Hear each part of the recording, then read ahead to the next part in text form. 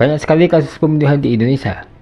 Sepanjang tahun lalu saja, termasuk perampokan dan pembunuhan yang melibatkan pelaku dari berbagai latar belakang. Menurut Pusat Informasi Kriminal Nasional atau Pusiknas, Barreskrim Polri, terdapat 1.118 kasus pembunuhan yang dilaporkan dari Januari hingga Desember 2024. Angka ini menunjukkan fluktuasi bulanan, dengan puncak kasus terjadi pada bulan Maret yang mencatat 170 terlapor, sedangkan bulan Oktober mencatat angka terendah dengan 76 pelapor. Namun, ada beberapa kasus pembunuhan paling sadis di Indonesia ini, dan berikut 6 kasus pembunuhan paling sadis dan mengerikan di Indonesia.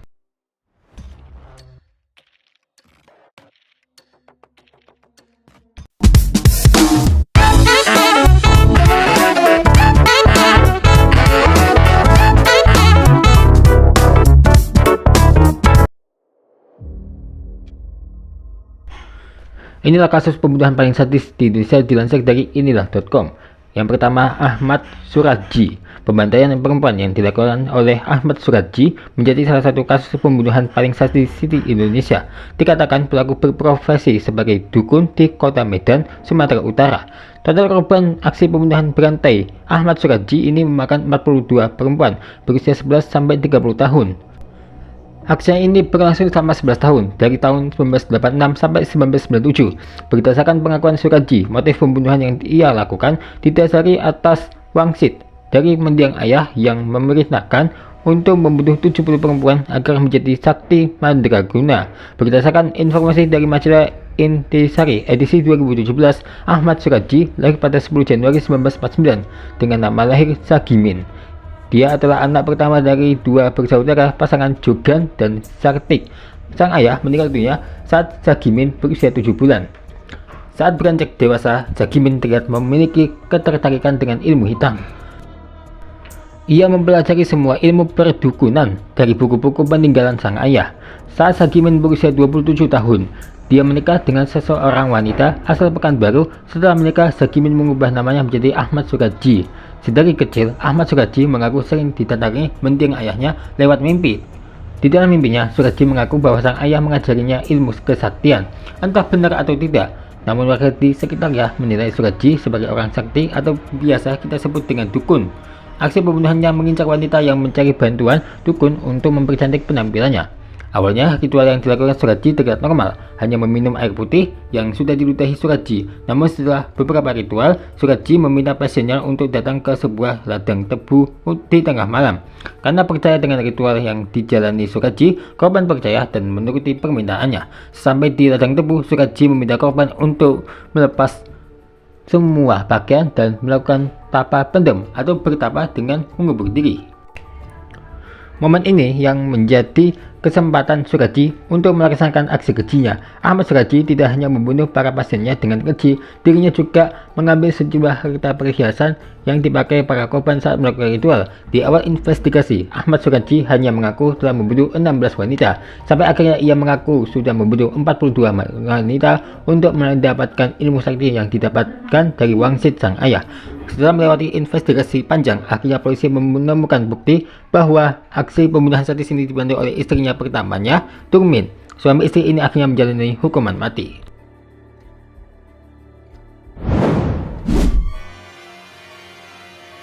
Rio Alex Bulo atau yang dikenal sebagai Rio Martil merupakan pelaku pembunuhan berantai yang mengincar pengusaha rental mobil. Pria kelahiran Sleman 2 Mei 1978 ini sebelumnya menjajakan surat-surat kendaraan palsu. Setelah dia menikah, dia beralih profesi sebagai pencuri mobil terhandal di Jakarta. Berdasarkan informasi yang dihimpun, Rio mampu menggasak 3 mobil dalam 3 hari. Dari hasil curiannya, Rio dan istri hidup sangat makmur. Rio mengaku berjualan kepada sang istri. Aksi pencurian mobilnya akhirnya terkuat saat penadah barang curian mobil melaporkan Rio ke kepolisian. Saat itu Rio berhasil mencuri mobil pribadi bosnya sendiri. Usai menjalani hukuman penjara, Rio memutuskan untuk berpindah lokasi operasi, yakni kota Surabaya. Di kota ini, metode pencuri mobil yang dilakukan Rio sangat berbeda saat dirinya beroperasi di Jakarta, yaitu mengincar pengusaha rental mobil dan membunuhnya dengan martil. Berbekal senjata martil, Rio berhasil mencuri sebuah sedan mewah dan membunuh pengusaha rental mobil di kota Surabaya. Setelah itu, Dia berpindah lokasi ke kota Semarang dan berhasil melarikan Isuzu Panther dan menggetok 2 korban dengan senjata andalannya. Aksinya terus berlanjut sampai akhirnya di kota Banjarmasin, Riko berhasil menggondol sedan Timor milik JJ selaku pemilik kernel mobil tersebut. Aksi pencurian ini menjadi akhir pencurian dan pembunuhan brutalnya. Hotel Protio menjadi tempat tinggalnya setelah mendapat hukuman mati di tahun 2001. Pada tahun 2004, Rio dipindahkan ke penjara Nusa Kambangan dan bertemu dengan seorang koruptor, Iwan Zulkarnain, yang sama-sama berasal dari Sulawesi.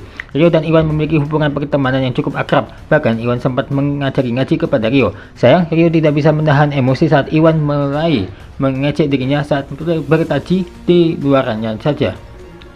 Dia senang dengan ucapan Iwan, hasrat membunuh di dalam diri Rio mulai kembali dan langsung menghantam kepala guru ngajinya ke tembok sel. Tepat di hari ulang tahun Iwan yang ke-27 tahun pada 2 Mei 2005, memiliki catatan kriminal yang besar dan perilaku sadis terhadap teman tahanan. Akhirnya tim eksekutor melayangkan tembakan ke dadanya pada 8 Agustus 2008 dini hari.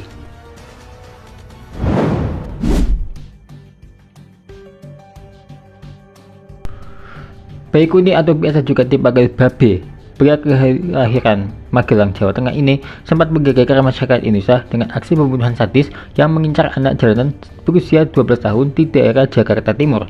Berdasarkan informasi yang dibeberkan Sartito Wirawan, psikolog Universitas Indonesia, kepada wartawan, Baikuni adalah anak seorang petani dari Magelang. Masa kecilnya tidak bahagia dan selalu diolok-olok oleh teman-temannya di sekolah lantaran tak pernah naik kelas. Karena tidak naik kelas, Baikuni mengakhiri pendidikannya di kelas 3 SD. Setelah berhenti sekolah, Baikuni merantau ke Jakarta pada usia yang masih sangat muda, 12 tahun. Kerasnya kehidupan di Jakarta memaksa Baikuni hidup menggelandang dan mengais rezeki dari mengamen. Hampir semua tindakan kekerasan dialami Baikuni, bahkan dia juga pernah menjadi korban sodomi. Setelah itu, Baikuni bertemu dengan Cuk Saputra. Saat itu dirinya diminta untuk memelihara kerbau di Kuningan, Jawa Barat. Di kota ini, Baikuni bertemu dengan contohnya. Sayang, selama menikah dengan istrinya, Baikuni tidak mampu melakukan hubungan sebagai suami istri. Setelah istrinya meninggal, Baikuni kembali ke Jakarta dan mencari peruntungan baru. Dia mulai hidup baru sebagai pedagang rokok di Terminal Pulau Gadung. Selain menjadi pedagang, dia juga merawat anak-anak jalanan. Di sinilah hasrat penyimpangan seksualnya keluar. Saat keinginan seksualnya naik, dia akan memanggil satu anak-anak jalanan yang dia pelihara. Awalnya dia hanya meminta untuk memenuhi hasrat seksual menyimpangnya, sampai akhirnya dia mulai membunuh 7 dari anak-anak jalanan. Aksi pembunuhan dan mutilasi yang dilakukan Baikuni terkuak pada Jumat 8 Januari 2010. Saat seorang saksi menemukan kartus berisi potongan tubuh korban mutilasi Baikuni. Ironisnya, jenazah yang ditemukan itu ternyata bukan korban pertama Babe.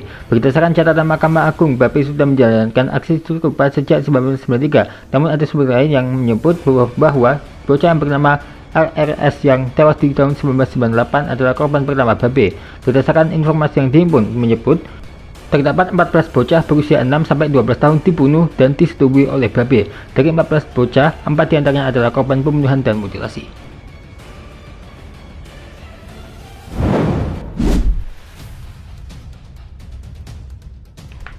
Selanjutnya, Siswanto roboh gedek. Jauh sebelum kasus Babe, ada serial pembunuhan berantai yang mengincar anak laki-laki usia 9-15 tahun, Siswanto atau robot gedek. Siswanto adalah seorang pria tunawisma dan buta huruf. Dirinya dikenal sebagai seorang psikopat pedofil yang menghebohkan Indonesia pada 1996. Berdasarkan catatan polisi, robot telah melakukan aksi penghinaan sejak 1994 sampai 1996 dengan total korban sebanyak 12 anak laki-laki. 4 korban ditemukan di Kemayoran, Jakarta Pusat, 4 korban di Pondokopi, Jakarta Timur, dan sisanya masih belum ditemukan. Modus operandi yang dilakukan Siswanto adalah dengan memutilasi para korbannya. Sebelum dimutilasi, Siswanto menyodomi anak-anak itu untuk memuaskan nafsunya.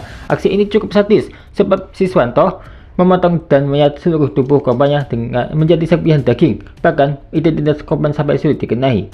Mengetahui dirinya menjadi buronan para polisi, Siswanto kabur ke Jawa Tengah hingga akhirnya pada 27 Juli 1996 polisi berhasil menangkapnya. Selama interogasi, Siswanto mengungkap bahwa tindakan yang dia lakukan kepada 12 korban adalah tindakan di bawah alam sadarnya.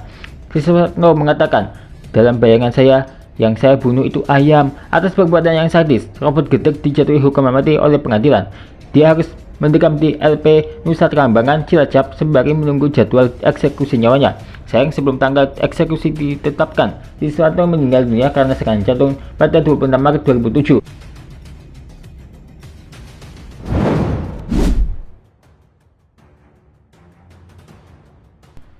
Kamis 5 Maret 2020, masyarakat Indonesia digegerkan dengan berita pembunuhan sadis yang dilakukan oleh seorang anak remaja berinisial NF, 15 tahun kepada APA 5 tahun. Aksi pembunuhan ini terjadi di rumah pelaku di daerah Sawah Besar, Jakarta Pusat. Pada saat itu, APA sedang berkunjung dan bermain di rumah pelaku. Korban memang cukup dekat dengan pelaku karena APA berteman baik dengan adik NF. Saat berada di rumah pelaku, APA diminta untuk mengambil sebuah mainan yang ada di dalam bak kamar mandi. Saat APA sedang mengambil mainan tersebut, NF langsung menenggelamkan APA di dalam kamar mandi. Tidak hanya menenggelamkan bocah itu saja, NF juga mencolok bagian leher APA saat berada di dalam bak kamar mandi. Melihat APA lemas, NF segera mengeluarkan korban dari bak mandi. Setelah menenggelamkan APA, NF segera menyumpal hidung korban dengan menggunakan tisu untuk menghentikan darah yang keluar dari hidung korban. Setelah itu, NF mengikat dan memasukkan korban ke dalam ember yang ditutupi kain spray agar orang di rumahnya tidak curiga. Ember tersebut sebenarnya ada di dalam kamar mandi.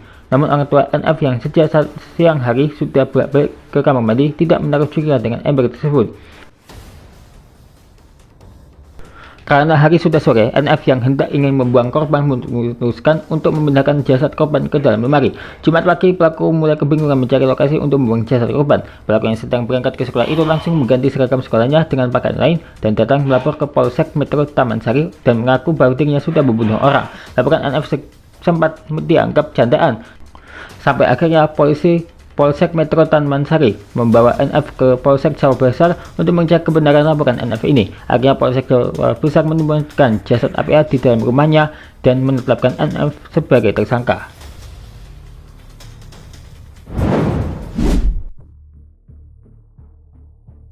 Terakhir, kasus pembunuhan paling sadis di Indonesia adalah kasus Brigadir J atau Brigadir Nofriansyah Yosua Huta Barat yang terjadi pada Jumat 8 Juli 2022. Kasus pembunuhan ini menarik perhatian masyarakat Indonesia karena banyaknya kejanggalan yang aneh, mulai dari modus pembunuhan, kesaksian para saksi mata, kronologi, dan masih banyak lainnya. Kronologi berdasarkan versi tim kuasa hukum Verdi Sambo mengatakan kasus ini berawal saat Brigadir J menghadap Sambo. Saat Yosua menghadap, Sambo bertanya kepada Yosua, "Kamu kenapa tega kurang ajar ke ibu?" Kemudian Yosua menjawab, "Kurang ajar apa, komandan?" Terdakwa Sambo langsung menjawab, "Kamu kurang ajar sama ibu." Lalu dijawab oleh Yosua yang dengan nada menantang, "Ada apa, komandan?" Terdakwa yang kesal dengan jawaban Brigadir J langsung memberi perintah kepada Richard Ender, "Hajar Chad." Lalu Richard melesatkan beberapa kali tembakan ke arah Yosua dengan senjata api Glock 17. Melihat Yosua yang jatuh tertelungkup membuat terdakwa kaget dan panik dengan aksi penembakan yang dilakukan Barada E. Secara spontan, terdakwa mengambil senjata jenis HS yang ada di belakang punggung Yosua untuk membuat kesan adanya kejadian tembak-menembak. Di sisi lain, kronologi kasus pembunuhan menurut dakwaan jaksa sangat berbeda dengan versi terdakwa Sambo. Dalam versinya, Putri Chandrawati mengadu kepada Sambo bahwa dirinya dilecehkan oleh Brigadir J. Kesal dengan perilaku bawahannya, Sambo langsung memanggil Rizky Rizal untuk menembak Brigadir J. Namun permintaannya ditolak. Kemudian Sambo memanggil Barada E untuk menembak Brigadir J. Permintaan tersebut disanggup oleh Barada E. Setelah itu, Sambo memberi satu kotak peluru 9 mm kepada Barada E dan menambah amunisi ke senjata Glock 17 dengan nomor seri MPY 851 miliknya. Rencana pembunuhan disiapkan oleh Verdi Sambo dan akan dilakukan di rumah dinas Duren 3 nomor 46. Verdi Sambo dan rombongan pergi ke rumah dinas di Kawal Damianus, laba korban, dan Farhan Sabila. Sesampainya di sana, Sambo menemui Ma'ruf Kuat dan mencari Yosua dan Ricky dengan nada tinggi. Setelah itu, Ricky dan Yosua menghadap ke Verdi Sambo di ruang tengah rumah dinas. Setelah bertemu Yosua, Sambo langsung memegang bagian leher Yosua dan memerintahkan Yosua untuk jongkok di depannya. Yosua yang tidak mengetahui apa-apa bertanya, "Ada apa ini?" Naas, Verdi Sambo langsung memerintahkan Barada E untuk mengarahkan senjata Glock 17 ke tubuh Yosua sampai tubuh jatuh pada tak berdaya. Nah, saat itu Yosua masih hidup dan menahan kesakitan akibat tembakan pertama. Untuk memastikan Yosua benar-benar tak bernyawa lagi, Sambo melontarkan tembakan sebanyak 1 kali tempat di bagian belakang kepala Brigadir J. Untuk menutupi jejak pembunuhannya, Sambo menembakkan peluru ke arah dinding beberapa kali untuk membuat kesan seolah ada terjadi penembakan di rumah itu. Dari kasus ini, Sambo dijerat pasal 340 subsidiar pasal 338 Jungto, pasal 55 dan pasal 56 Kitab Undang-Undang Hukuman Pidana dengan ancaman pidana maksimal hukuman mati, penjara seumur hidup atau penjara selama 20 tahun. Setelah menjadi dalang pembunuhan, Sambo juga menjadi tersangka obstruction of justice atau aksi menghalangi penyidikan kasus kematian Brigadir J. Dalam kasus ini, Sambo dijerat pasal 49 Jungto pasal 33 dan atau pasal 48 ayat 1 Jungto pasal 32 ayat 1 UU nomor 19 tahun 2016 tentang informasi dan transaksi elektronik. Ancaman hukuman ini bisa sampai 8 sampai 10 tahun penjara. Selain itu, Sambo juga dijerat pasal 221 ayat 1 dan 233 KUHP Jungto pasal 55 KUHP dan atau pasal 56 KUHP tentang ancaman pidana penjara 9 bulan hingga 4 tahun kurungan.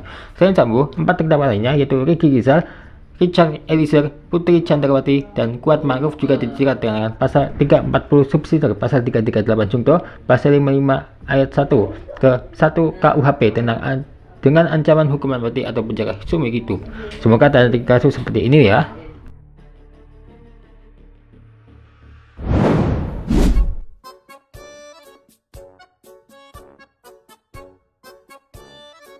Akan hadir tentang momen hewan jimat yang ada di mini program si besar ini misalnya. Niatnya mau bikin rumah, tapi semenjak kemunculan si besar yang bikin panik lagi, ya udah nggak jadi.